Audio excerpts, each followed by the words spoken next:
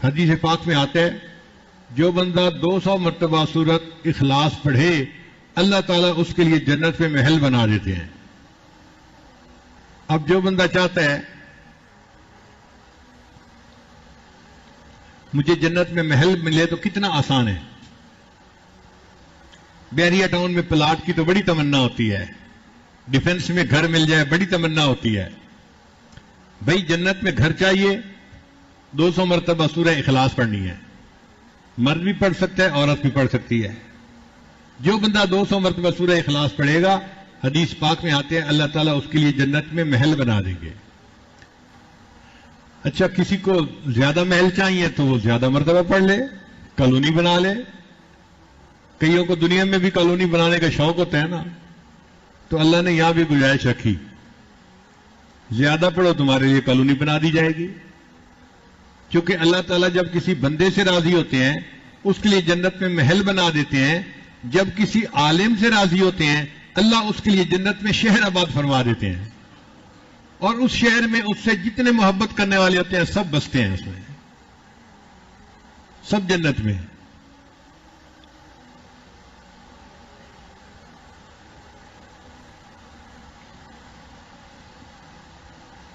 دنیا میں کالا باغ سٹیٹ ہو سکتی ہے تو جنت میں سٹیٹ کیوں نہیں ہو سکتی بھائی؟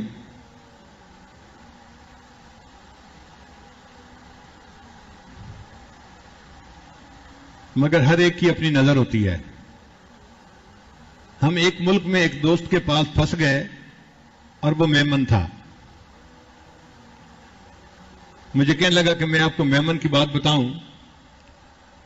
میں نے کہا نہیں مجھے نہیں چاہیے، حضرت میں خود میمن ہوں، کوئی اس میں غیبت نہیں ہے، میں ایک بات بتاؤں گا حقیقت بتاؤں گا۔ وہ پیچھے ہی پڑ گیا، میں کہوں نہیں سننا، وہ کہ نہیں میں نے سنانا ہے، حضرت میں نے یہ لطیفہ سنانا ہے آپ کو۔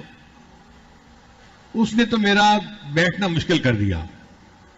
تنگ آ کے جو امیر تھے تبلیغی جماعت کے وہ مسکرا کے مجھے کہنے لگے حضرت اس نے کوئی نہیں ٹلنا، آپ اس سے لطیفہ سن ہی لیں۔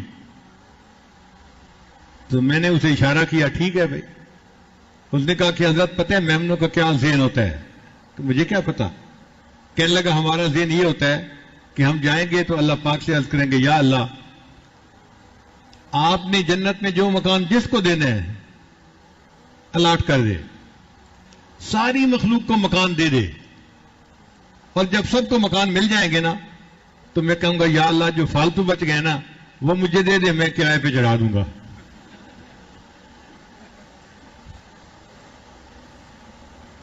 کہتے ہیں ہم میمنوں کی یہ ذہنیت ہوتی ہے کہ جنت میں بھی تمنا کریں گے کہ فالتو مکان مجھے مل جاتے تو میں کرائے پہ چڑھا دیتا۔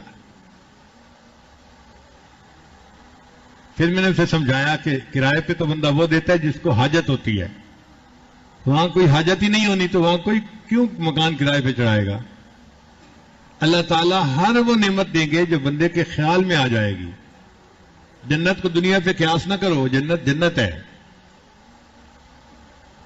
تو اب آپ سوچئے کہ 200 مرتبہ سورہ اخلاص پڑھنے پر اللہ تعالیٰ جنت میں گھر بنا دیتے ہیں بندے کا۔ تو جنت میں گھر بنانا کتنا آسان ہے۔ امت محمدیہ کے لیے تو اللہ نے اتنی آسانیاں کر دی ہیں، اتنی آسانیاں کہ لگتا ہے کہ اللہ کی نیت تھی کہ اس میری امت کا کوئی ایک بندہ بھی جہنم میں نہ جائے۔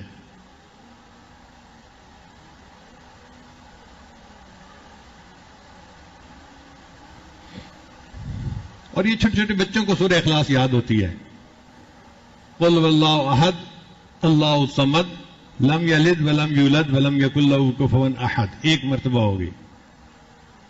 تسبیح لے کے بیٹھیں آپ 200 مرتبہ ایک ہی سٹنگ میں پڑھ لیں گے۔ تو اعتکاف کے اندر تو اپنے گھر بنائیں نا جنت میں،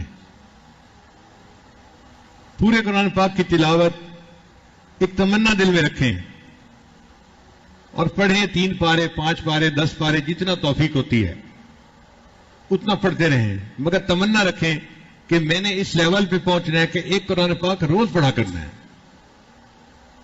اللہ تعالیٰ آسان فرما دیں گے۔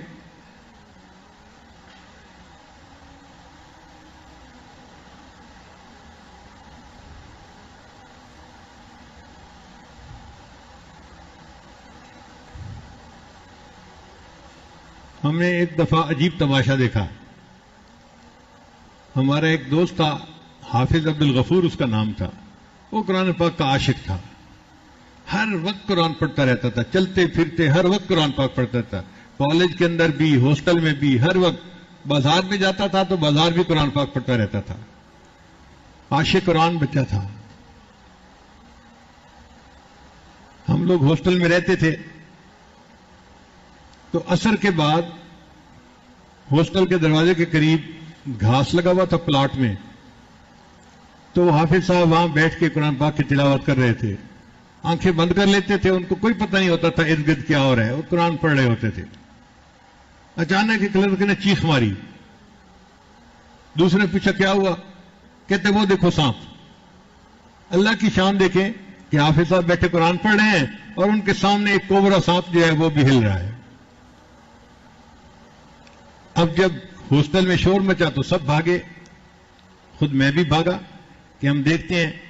ہم دور کھڑے دیکھ رہے تھے, حافظ صاحب بیٹھے قرآن پاک پڑھ رہے ہیں اور وہ سانپ جو ہے وہ ہل رہا ہے ان کے سامنے. لوگ آوازیں دے رہے ہیں حافظ صاحب حافظ صاحب حافظ صاحب. وہ قرآن پڑھتا جا رہا ہے, بس پڑھتا جا رہا ہے. سورہ یاسین پڑھ رہے تھے. جب اس نے سورہ یاسین کو مکمل کیا, ہمارے سامنے سانپ نیچے زمین پر بیٹھا اور چلا گیا. اللہ کی شان. مجھے تو لگتا ہے کہ وہ کوئی جن تھا, کیونکہ سانپ تو مکلف نہیں نہ ہوتے, اور جن جو تھا اس شکل میں آیا تھا اور وہ بھی اللہ کا قرآن سن رہا تھا. تو ہم قرآن پاک پڑھتے ہیں, قرآن سننے کے لیے جن آ جاتے ہیں. حدیث سے ثابت ہے, نبی علیہ السلام قرآن پڑھ رہے تھے تو جن آ گئے اور ایک دوسرے کو کہنے لگے کہ خاموش ہو جاؤ, قرآن سنو. انا سمعنا قرآنا عجبا. تو اللہ تعالیٰ نے ہمیں یہ نعمت دی ہے قرآن مجید کا پڑھنا. یہ توفیق ایک نعمت ہے, اس کی ہم قدر کریں اور قرآن پاک کو زیادہ سے زیادہ پڑھنے کی کوشش کریں. اب تو دن بھی چند رہ گئے پیچھے, اس میں ہمت کر لیجئے.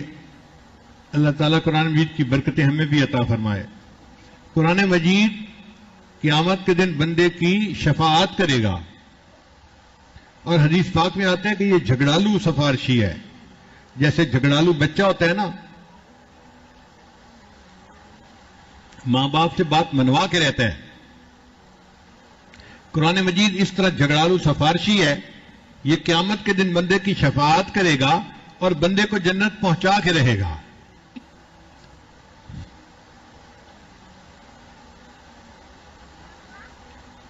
ایک صاحب نے خواب دیکھا تو کسی فوت ہوئے بزرگ سے ملاقات ہو گئی. پوچھا حضرت آگے کیا بنا؟ ان کا بھائی میرے اوپر اللہ کا فضل ہو گیا اور اللہ نے مجھے بخش دیا, اور میں نے اللہ تعالیٰ سے یہ پوچھا کہ یا اللہ اگر آپ مجھ پر خصوصی انعام فرمائیں تو مجھے قبر میں قرآن مجید پڑھنے کی توفیق دے دیں. اللہ نے مجھے توفیق دے دی تو بس میں ہر وقت قرآن پاک پڑھتا ہوں, نہ تھکنا ہے نہ سونا ہے نہ کچھ ہے, ہر وقت قرآن پاک پڑھتا رہتا ہوں. اس نے کہا اچھا آپ ہر وقت پڑھتے رہتے ہیں؟ کہنے لگا ہاں, اب تک میں 25,000 مرتبہ قرآن پاک مکمل پڑھ چکا ہوں. تو سننے والا بڑا حیران ہوا, آپ 25,000 مرتبہ قرآن پاک پڑھ چکے ہیں؟ وہ کہنے لگے ہاں, پریشان ہونے والی بات نہیں, یہ 25,000 مرتبہ کا ثواب تم لے لو, اور تم جو ایک مرتبہ سبحان اللہ دنیا میں پڑھتے ہو نا اس کا ثواب مجھے دے دو, وہ ثواب زیادہ ہے 25,000 مرتبہ قرآن پاک پڑھنے سے. آج ایک مرتبہ سبحان اللہ کہیں گے تو اس پر اتنا اجر ملے گا. مرنے کے بعد اگر 25,000 مرتبہ بھی کسی نے قرآن پاک پڑھا تو ثواب نہیں ہے, کیونکہ عمل کا جہان چلا گیا. مرنے کے بعد عمل کا ثواب نہیں ہے.